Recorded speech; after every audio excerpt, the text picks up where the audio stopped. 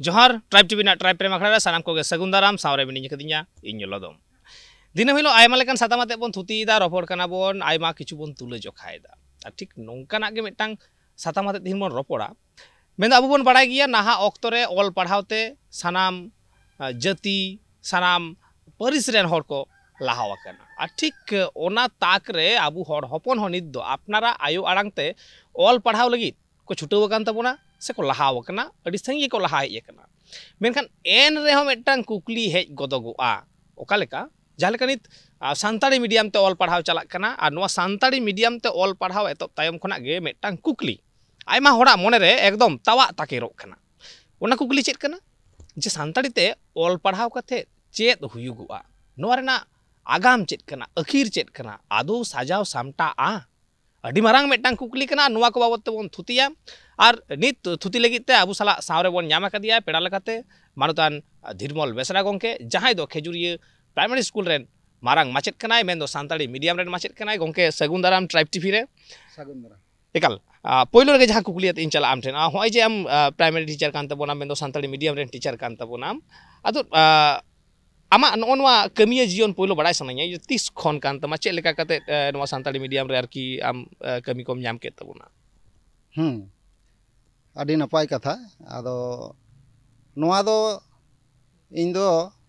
पहिलो लेकाते जदिन लैया एंडखान इन दो पहिलो एतहब रेदो सानताड़ी मीडियम रेन माचेत दुñ बांग ताहे कना आरकी इन दुñ ताहे कना बांग्ला मीडियम रेन माचेत तो सानताली मीडियम जखन एतहब एना 2008 साल रे उन ओक्ते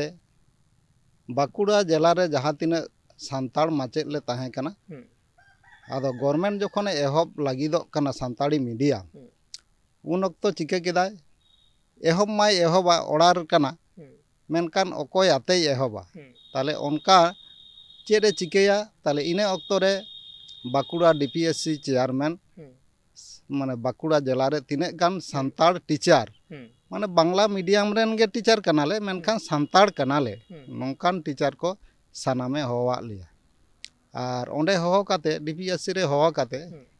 लay केदाय जे सानताड़ी एहब हुयुआ नितो गे एहब हुयुआ और नितो दो टीचर बानु कोआ आपे को आते गे एहब हुयुआ आदो उन रे ताले जहां तिना सानताड़ टीचर ले ताहे कना जतोय होवा लेते लay केदाय आपे मिदटांग ट्रेनिंग एमा पे हुयुआ पहिलो दे बचाव केदा जे अकोय को ऑलचिकी पे बाड़ाया और अकोय को दो बापे बाड़ाया आदो ओना रे मिदटांग साइन होचो केले आदो ओना साइन रे नेलेना खूब कम होड़गे ऑलचिकी को बाड़ाया आरकी आदो ओना मुद्रे जहां इने मेते नेल ओना रिपोर्ट रे बोदय 6-7 जन लेका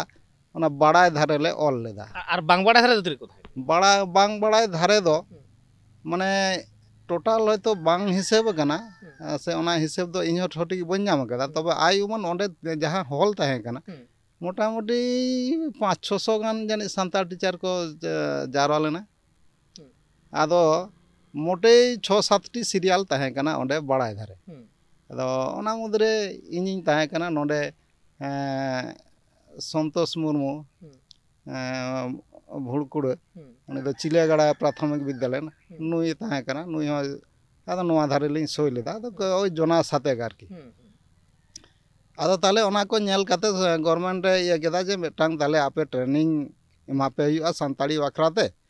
और ट्रेनिंग परे गे देनेन देयार स्कूल रे पढ़ाव एतहब हुआ तो ओना लेकाते ओना ट्रेनिंग दो ताहे कना 7 दिन रे माने ओंडे खन गे आदो एनलो गे गोटायना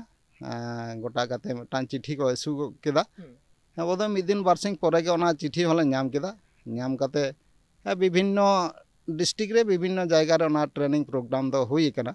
इन दुñ ताहे कना साबड़ा कोन जहां गवर्नमेंट पीटीटीआई इंस्टीट्यूशन तो उनका के नोते मेदिनापुर रे हुई कना तो ओंडे 7 दिन रिया ट्रेनिंग हताव तायम तारपरे मिदटांग लिस्ट को अड़ा गट कदा आरकी गवर्नमेंट पाटा कोना अच्छा इन नोडे नसना तालारिन केसे दे मिया माने ओने जे 500-600 जन ओना हॉल रे पे जावरा लेन तहे हयतो 6-7 जन चिकी पे बड़ाय तहे ऑल चिकी ताले उनको 6-7 जन गे से उनको जतो 500-600 जन गे आरकी नोआ सानताड़ी मीडियम रे को बहाला हैं आदो ओना दो joto do hoyto bangko bahal kana ina okto redo ado karon do huyuk kana hoy jokhon training arrange keda government jokhon training arrange keda onde do kintu hoy je unag gan santar le chalaw lena ado unku joto santar teacher do kintu ona training redo bako attend leda bako attend leda nongkana hoyto seterena kukli ko indo bangla medium teacher kani aro santari medium indo ona padhaw do indo bañ chala inki aro alada gante betona imanya tale onka katha ko rakab lente ado training jokhon arrange na undo ado unag do bako chalaw kana arki lay ganoa mane metang simito metang le tahe kana arki ado ale sabra kon redo pray jani 150 leka le tahe kana candidate ar onka ge bibhinno Purulia रे हुई कना मेदिनीपुर रे हुई कना विभिन्न जायगा रे हुई कना तो आदो जतो सेना दो हयतो बइन लई दाड़े कना तबे नोंडे जहां बाकुड़ा रे हुईना साबड़ा को रे हुईना आयमन 150 गान हयतो कैंडिडेट ले ताहे कना आरकी ट्रेनिंग रे आदो ओना ट्रेनिंग हताव तायम ओने कोन ट्रेनिंग कते ले रुवाड़ कना इना पेपुन माह भितरी तेगे चिट्ठी को एमा लिया जे आम दो अमुक स्कूल हानि दो अमुक स्कूल ओनका कते बेटा स्कूल को सिलेक्ट कते आर आले को ओना करे को बहाल के लिया माने संताड़ी पढ़ाव लगित ते आरकी माने टीचर माले ऑलरेडी टीचर दो एग्जिस्टिंग टीचर कान गियाले मनका संताड़ी हो जे ट्रेनिंग के लिया को आर पढ़ाव लगित ते ओना को मटांग को डिस्ट्रीब्यूट के लिया जेके होय नोंडे मिटन गुगली हा हिजु ओने जे आम लई दा पे ओंडे होयतो 150 पे ताहे कना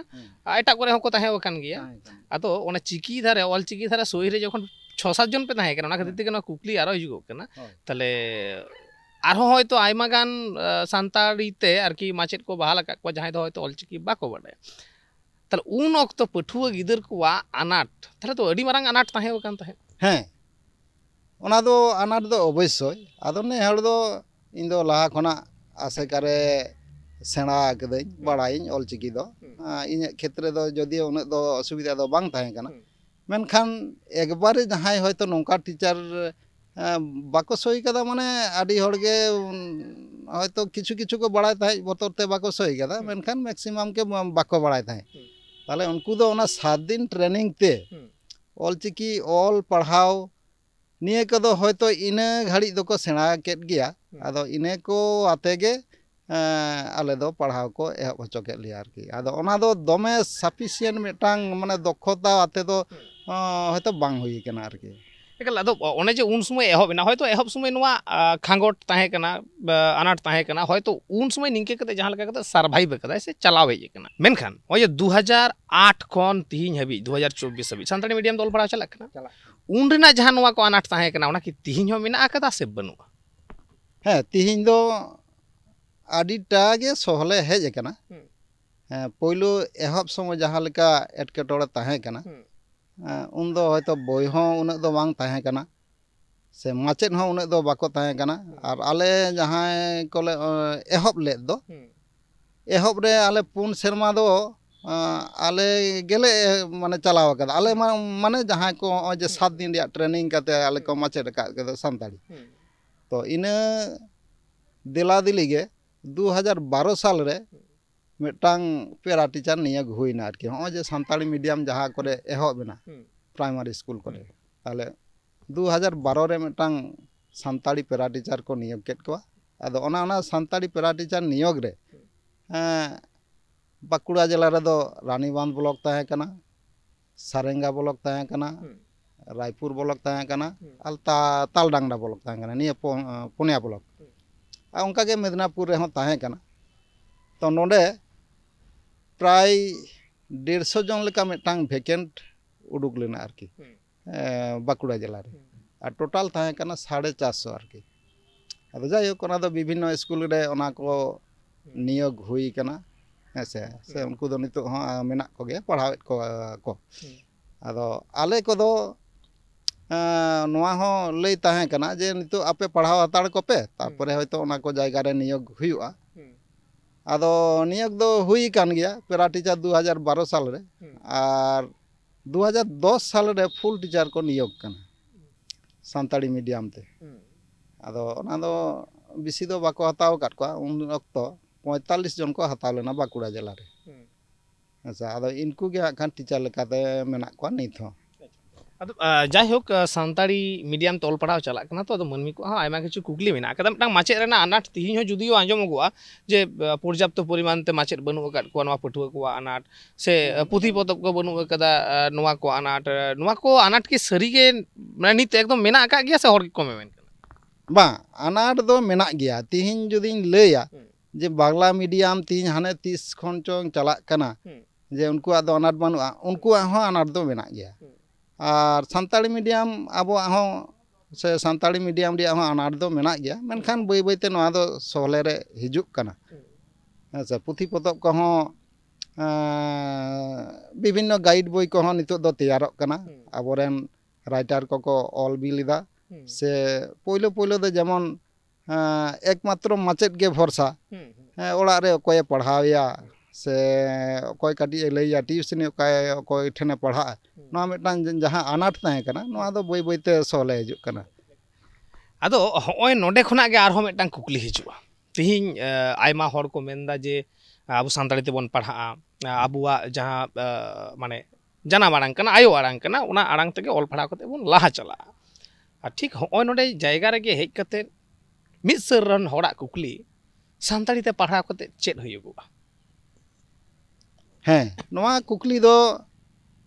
आवरी एतहब खुना गे ताहे कना और नित हो मेना गया आदो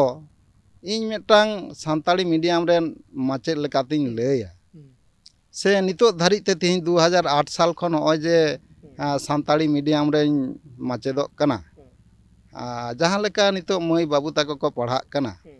हैं अनाट मा मेना गे बांग्ला रे मेना से एटा एटा करे हो हयतो अनाट दो मेना मनकान आबो दो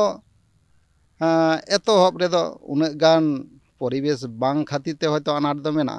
मेनखान आबोआते ते नोआते जे चेद हो बांग हुयुआ नोंकाना कथा दो बांग हुयुआ नोआ दो जतो गे गानोआ नोआते चेद बांग गानोआ उनकाना जिनिस के बानुआ आरकी आबो चाहेम लई जे ऑल पढ़ाव रे कामी कासनी रे से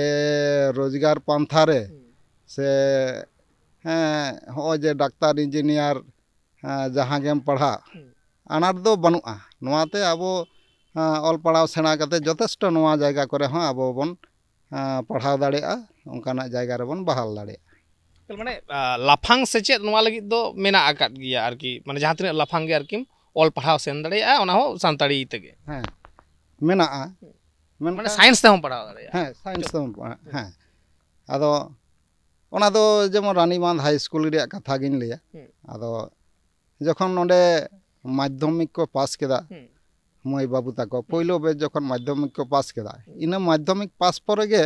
रानीबांध हाई स्कूल रे किंतु सानताड़ी ते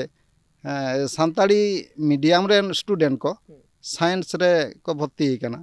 आदो ओना रे दो पहिलो सेनमा दो जानी बार हड़ किन ताहे कना और दोसार सेनमा जखन माध्यमिक पास काते नोडे को भर्ती ना आदो इने बेच रे दो इनिज बाबू होय ताहे कना जहां दो तारास बेसरा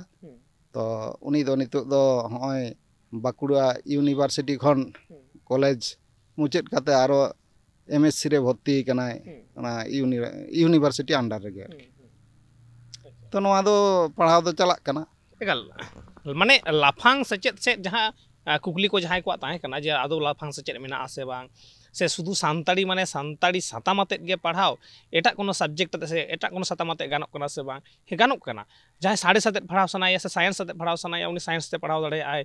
इवन डाक्टर इंजीनियर को लई किदा उना हो गानोगुआ से आरहो जहां ओतनो मेना आकदा नागाम मेना आकदा नुवा को बाबत हो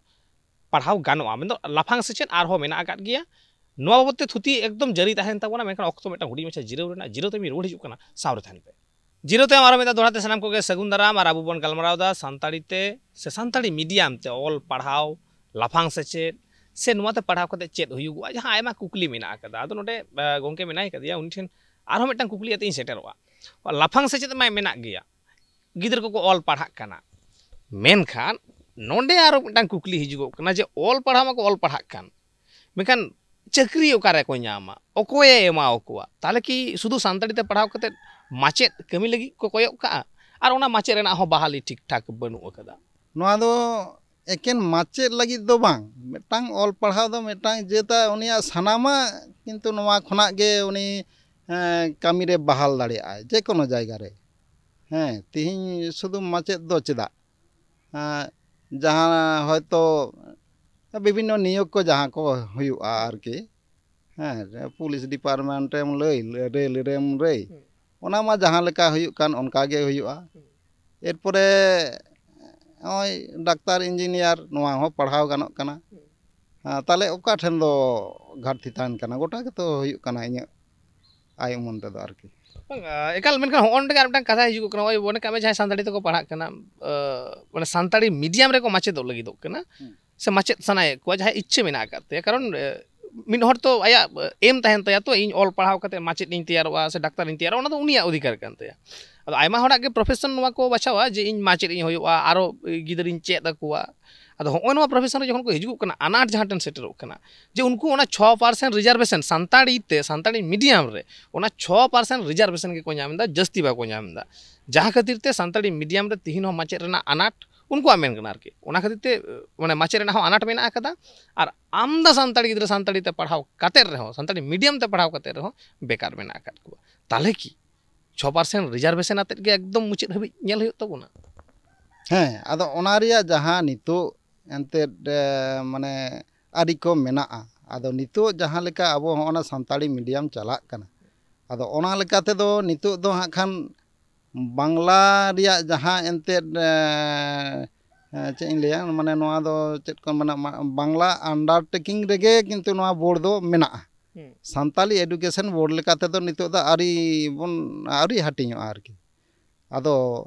ओना होते ते बांग्ला एडुकेशन बोर्ड अंडर रे मेना होते ते नितो दो ओना 6% गे नितो दो बोन ᱧᱟᱢदा आदो जदि आबो नोआ 100% हताव लगी दो आबोन एंडा खान किंतु अब होना सानताड़ी एडुकेशन बोर्ड अब आलादा गानते सानताड़ी एडुकेशन बोर्ड अब भेगार होचोए लगाबोना आरकी गवर्नमेंट अच्छा ओना दो चेलेका कते हुयो ओना बोर्ड भेगार मेटान सान अडी दिन हुना मेटा दबी हो ताहे ओकना बहु आंदोड़ हो नेल कना जे भेगार ते सानताड़ी आलादा बोर्ड लगा आ ओना बोर्ड दो चेलेका कते ᱧᱟᱢᱚᱜᱚᱜᱼᱟ 30 बोर्ड ᱧᱟᱢᱟ नोआ अडी मारांग मेटान कुकली कना नोआ ना तेला आमठेन कोना ᱧᱟᱥᱚᱜᱼᱟ जे आमठेन जुदी जहाना नोआ ᱨᱮᱱᱟᱜ उपाय मेना आदो तिहिन आदि गान के इदी अगु कदा बोन जहां दो ओंका गे मिटांग आबो ठेन कुकली ताहे कना तिहिन सानताड़ी पारसी हाय सेलेद कान ताबोना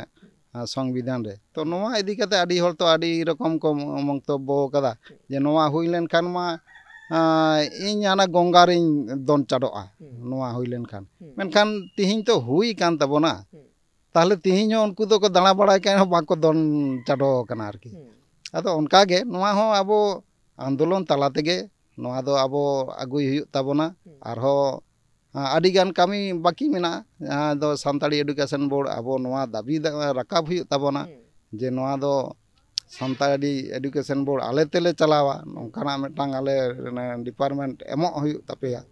आदो नोआ दो आंदोलन तला तेगे हिजुआ जेमन नुकु माद्रासा को ᱧᱟᱢ कदा उनको दो माद्रासा एडुकेशन बोर्ड जहां दो उनको दो ओना एडुकेशन विभाग रे दो आदो आको एको हता को आको एको नियोग को तो उनकान दाड़े आबो हबन ᱧᱟᱢ दाड़ेआ जुदी आबो नोआ आंदोलन रे बन ताहेना होय नोंडे के कुकली जे ओने जे आंदोलन तलाते बन ᱧᱟᱢᱟ आंदोड़ तलाते बन ᱧᱟᱢᱟ नोआ आंदोड़ के बांगो कोया माने सत सापड़ावाय आर चे लेका कते सत सापड़ावाय आर 30 आदो नोंडे जदिन लैया आदो हो नोआ आंदोड़ रे आसेका वेस्ट बेंगल तिहिन लगातार मेनाया और मेन लेखान आसेका वेस्ट बेंगल आंदोड़ तेगे तिहिन ओना सानताड़ी मीडियम हो एहब कना तिहिन सानताड़ी पारसी हो 8 शेड्यूल कना तिहिन आसेका वेस्ट बेंगल आंदोड़ ते सावते एटा एटा स्टेट को गड़ो के एम कदा विभिन्न गण संगठन शुधु आसेका दो बा आसेका दो मेटांग लाउड़िया लेकाय कामी का तबोना सावते सनाम दिसम हर विभिन्न गण संगठन उनी को गड़ो कावदिया ते तिहिन ओय सानताड़ी पारसी सेलेद कान ताबोना ओना सावते तिहिन ᱚᱞ ᱯᱟᱲᱦᱟᱣ ᱮᱛᱚᱦᱚᱵ ᱮᱱ ᱛᱟᱵᱚᱱᱟ ᱯᱨᱟᱭᱢᱟᱨᱤ ᱠᱷᱚᱱ ᱛᱤᱦᱤᱧ ᱞᱟᱹᱭ ᱜᱟᱱᱚᱜᱼᱟ ᱮᱠᱫᱚᱢ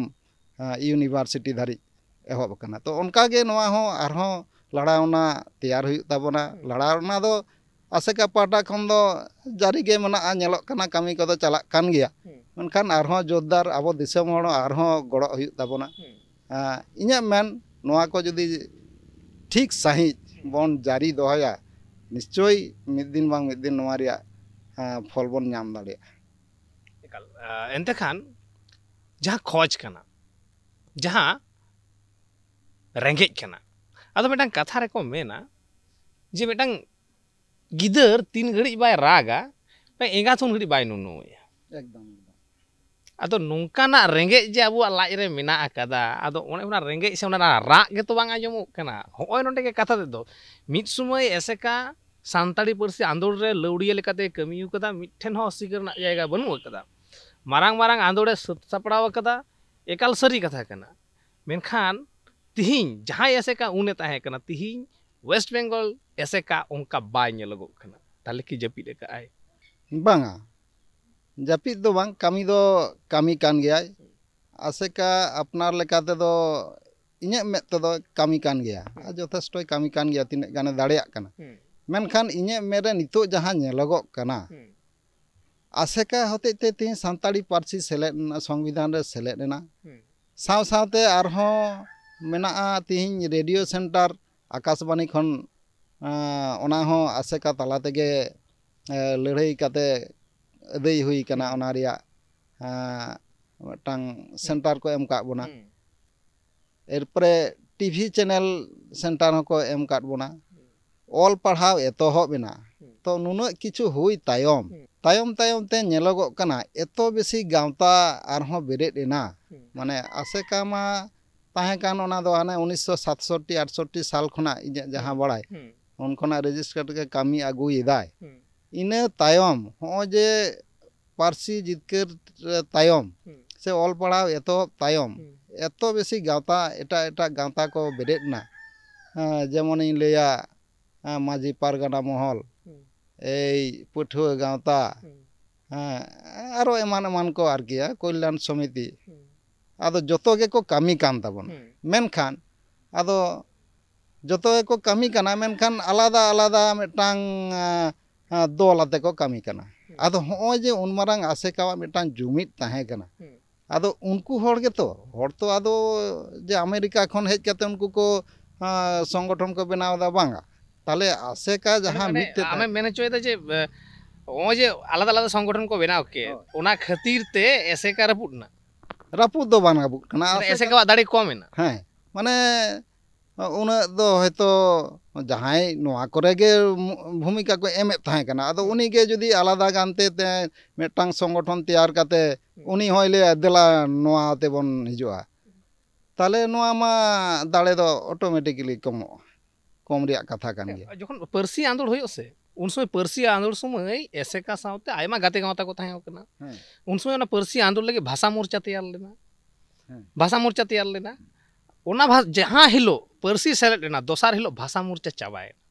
चेक खातिर ते नोवा की नासेना एम लay दाड़ेया कारण तिहिन तो भाषा मोर्चा कमी ताहे कान ताय गया नोवा मीडियम ते पढ़ाव लगी सानताड़ी ते पढ़ाव लगी ओना आंदोर तो ताहे कान ताय गया ओना साथ अपना कुलिंग दो तोराया जे हयतो आयमा गोटां संगठन मेना जतो हड़ा एम्बिशन से जॉस भेगार गेता को आइडियोलॉजी भेगार गेता को जहां तनिन बड़ाया एसेकावा जहां आइडियोलॉजी कान ताया नोवा सेचेत बाबत ते लक्ष्यार बाबत ते मुड़ुद लेकाते चिकी पासनाव दोसार कथा हुयो कना ऑल पढ़ाव मेखान तिहिन जहां ñeloगोग कना माने एकदम बेसिबिलान मिटां कुकली आम ठिनिन दोहयदा तिहिन जहां ñeloगोग कना वेस्ट बेंगल एसेका रे जहां एम्बिशन ताहे कना ओंडे खुना नासेना साहा कते धरम रे मेसावा कना ᱦᱮᱸ ᱟᱫᱚ ᱱᱚᱣᱟ ᱫᱚ ᱟᱵᱚᱣᱟᱜ ᱫᱚ ᱞᱟᱹᱠᱛᱤ ᱠᱟᱱᱟ ᱛᱚ ᱱᱚᱣᱟ ᱫᱚ ᱟᱵᱚᱣᱟᱜ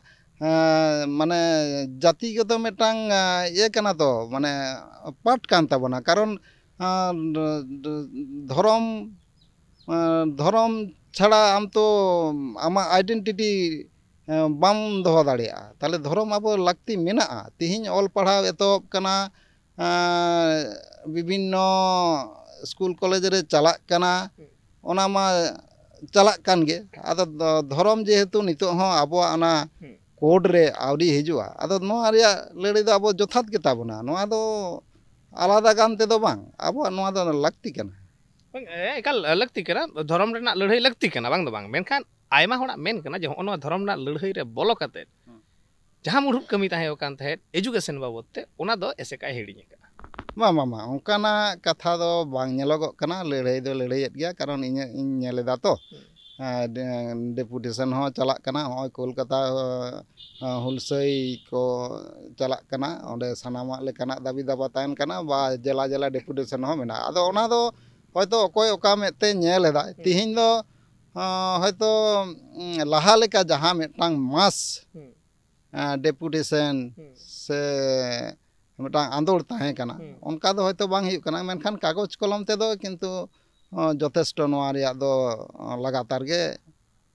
চালাক কানা আন্দোড় দো एकाल आंदोड़ चालाक कान गया आंदोड़ आबो होबन नेलेत गया नित आयमा गोटांग संगठन जहां लेका ताहे कना उनको संगठन आबार मिठन को हेज कना यूफाओ मेनते को तैयार कदा हयतो आंजम का गया ओना यूफाओ दाराजते आयमा लेखान आंदोड़ नेलगो कना मेनकान नोआ एजुकेशन बाबत ते यूफाओ कोन उनकाना आंदोड़ बांग नेल न्याम कना नित हबि ते हो नोआ तीनटा सरी आपे पे मोनेया बापे मोनेया बइन बाड़ाया तबे आले जहां ले नेले न्यामेदा जे यूफाओ खन जहां आंदोड़ लगती कना एजुकेशन बाबत ते एजुकेशन सानताड़ी बोर्ड बाबत ते ओना आंदोड़ बांग नेल न्याम कना मेखान मुचाद रे आम ठेन मेटांग कुकली रेना तेला इन बाडाय सनाया मेन दो मेटांग आम ठेन जहां नाहा अक्तो रेना जतखन सानताड़ी जहां ते ऑल पढ़ा चला कना मीडियम ते जहां ऑल पढ़ा चला कना नितो अक्तो रे मीडियम रेना जतखन मारांग अनाट चेत कना आर ओना सलहे डहार चेत कना आदो जहां ठेन काडी एम लई के जे यूफाओ रिया कथा आरकी आदो नोआ रे दो जतो गण संगठन को मीट कना सारी कथा आंदोलन होको आंदोलन दा मेनखान सानताड़ी बाखराते नोंडे जहां खान नेलगो कना नोआ रिया दाबी दाबा को आदो ओंडे दो शुधु सानताड़ मतो दो बनु कोआ तो ओंडे दो विभिन्न आदिवासी को आते ओना दो यूफाओ दो बनाव करा विभिन्न आदिवासी थोकरेन जहां हर को मेना को आरकी हाँ आदो जतो कोते जेहेतु मेनाव करा आदो ओंडे दो ओना यूफाओ खना दो परफेक्टली मिटांग धर्म आते तो ओह को लई किया ताले विभिन्न ओंडे दो धर्म ना कथा दो बइन मेन ओंडे एजुकेशन ना कथा पेरे दो आवरी पुरा आर नोआ दो तिहिन 3 दिन ताहेना 3 दिन चला उन दिन गे नोआ रिया अनाट दो ताहेन गया अब ओना दो आंदोलन तलाते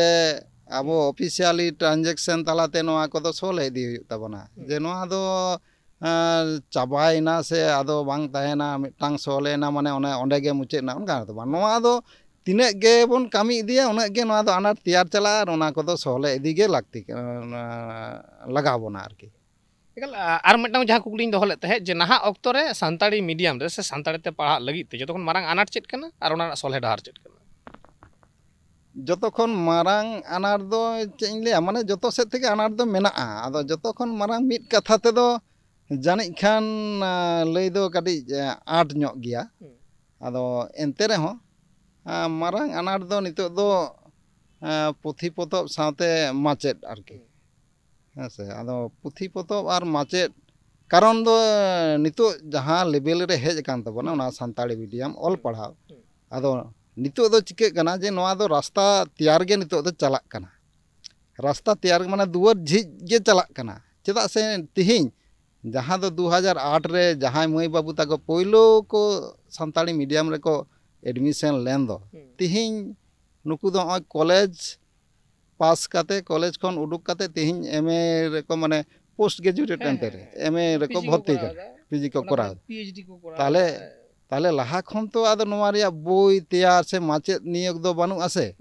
जे गिद्रे को हिजुक कना देन माचेत नोडे नियोग हताड़ काय में से नोआ लगित बोई तैयार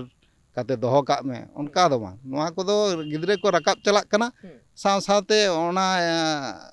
स्कूल रे से ओना यूनिवर्सिटी रे माचेत रिया मेटांग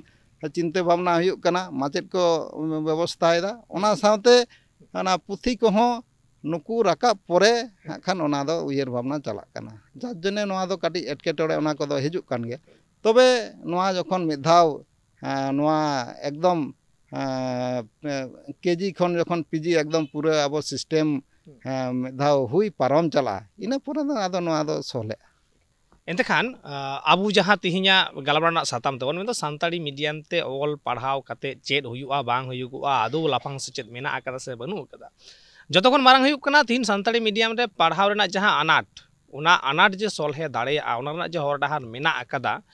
ओना को बाबत तेहो बन थुती केदा और सारिगे तिहिन जतखन मेटांग मारांग अनाट कान गिया जे सानताड़ी बोर्ड जेहेतु बनु आकादा सेपारेट बोर्ड बनु आकादा और सेपारेट बोर्ड बनु खातिर तेगे जहाँ तिना रेंगे चेतांग मेना आकादा सानामा लई कातेन हो पालेन ओना रेंगे चेतांग बांग